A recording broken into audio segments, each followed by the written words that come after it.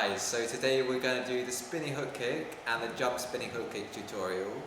We're going to go through some progressions to build up to the move, the technique of it, both from a tricking perspective and from a combat sports perspective.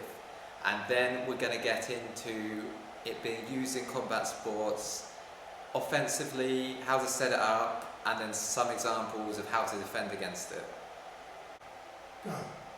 So broadly, the technique of the spinning hook kick is going to be quite simple. You're just going to turn to look at it, bring your leg up and whip it round. Now there are going to be several different variations of this, which I'll get into later, depending on the trajectory of the strike, how straight your leg is, and other sort of minor variations.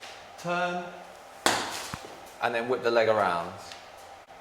So to break the move down into progressions, if you're having problems with it, the first progression will be just a standard hook kick against the target. Now, sometimes this is called a basic move, but you can generate a lot of power if you drill this well. However, to build up to the spinning hook kick, this is going to be our first progression, so I'll just go through it quickly. The leg whips up, and then you hook back against the target. Like so. So one progression that I find easier to work on the straighter leg version of the spinning hook kick is the spinning axe kick. So it's generally a bit easier, and it just helps to work on the straight leg aspect of it. So I'm just going to go through it. One trick to potentially minimize any damage or getting rushed is if you lead with the elbow slightly, that can prevent the opponent from rushing in on you without you necessarily compromising your technique too much. So it'll be there and then whip round. So some of the variations of the jump spinning hook kick depend on how straight your leg is. If you're going for the straighter leg, then it's a similar trajectory to a spinning axe kick, but at the end you'll just want to slant it so it's just coming down and striking across at a diagonal against the opponent. Like this, you jump up and the angle of the foot changes just before impact.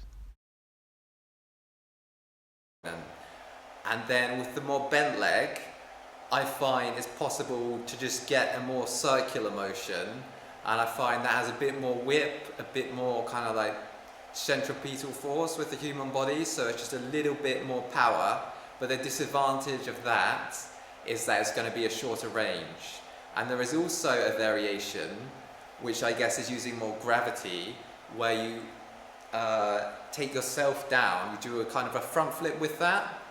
I can't do that move actually. I'm working on it a little bit at the moment, but it is another variation. I think that probably has the most whip if you can do it, but the disadvantage is obviously that you take yourself down and you could be in a vulnerable position if it doesn't work out. So this is one version where the attacker takes themselves down whilst they do it. Doing a forward roll or a front flip whilst doing it, the strike comes almost directly down. There are varying degrees to which you can emphasize the forward roll or the front flip. Some of them come at more via diagonal than this. So this is another spinning hook kick setup. You can see he tracks the way he's circling towards his right and lands a spinning hook kick, as opposed to another example where somebody might be throwing out wild. So in terms of defending against a spinning hook kick, the first line of defense will be keeping your arms up. If you have the least time to react, then you're just going to be able to block it probably to one side, either side really. That's not the ideal method of defending, and because of the trajectory of the move, it can potentially whip round the side even if you do have your arms up. It's really a question you need to react to it.